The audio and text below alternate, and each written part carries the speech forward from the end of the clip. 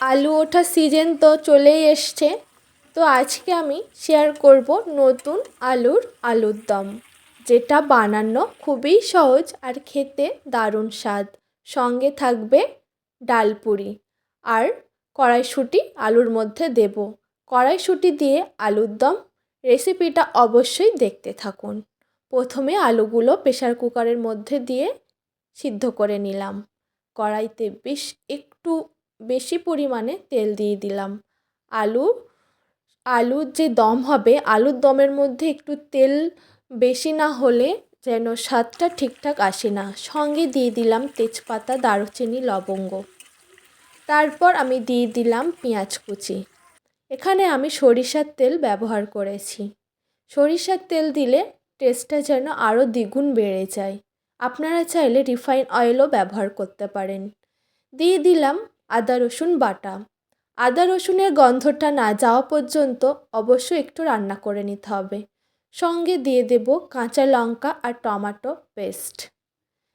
এই টমেটো আর কাঁচা লঙ্কার পেস্টটাও একটু টাইম ধরে কিছুক্ষণ রান্না করে নেব। আস্তে আস্তে সমস্ত গুঁড়ো মশলার উপকরণগুলো দিয়ে দেব কাশ্মীরি লঙ্কার গুঁড়ো, জিরার গুঁড়া, ধনিয়া গুঁড়া, মরিচের গুঁড়া, লবণ আর গুঁড়ো লঙ্কার গুঁড়া। মশলাটা আমি ঢাকনা দিয়ে কিছুক্ষণ রান্না করে নিয়েছিলাম। ঢাকনাটা তুলে দিয়ে দিলাম গুঁড়ো মশলাগুলো।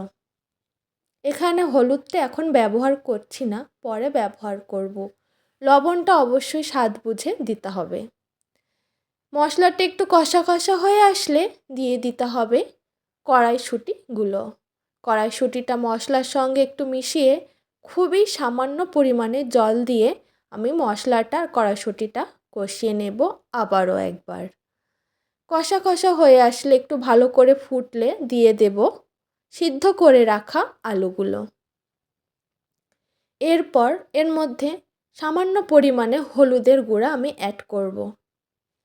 হলুদের গুঁড়া দিয়ে ভালো করে খুবই ভালো করে কষে নিতে হবে। একদমই কষা কষা হয়ে আসলে দিয়ে দেব উষ্ণ গরম জল। এই জল একবারই ব্যবহার করছি, কারণ এর আগে আমার আলুটা সিদ্ধ হয়ে গেছে। আর আলু সিদ্ধটা একটা প্রেসার কুকারে সিটি দিতে হবে, কারণ নতুন আলু অল্প আগুনেই সিদ্ধ হয়ে যায়।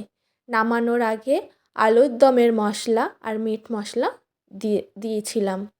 একটু ফাটানো এলাচ দিয়ে দিলাম আর একটা আলু ভালো করে ভেঙে গ্রেভির জন্য ঝোলটা গাঢ় করে নিলাম।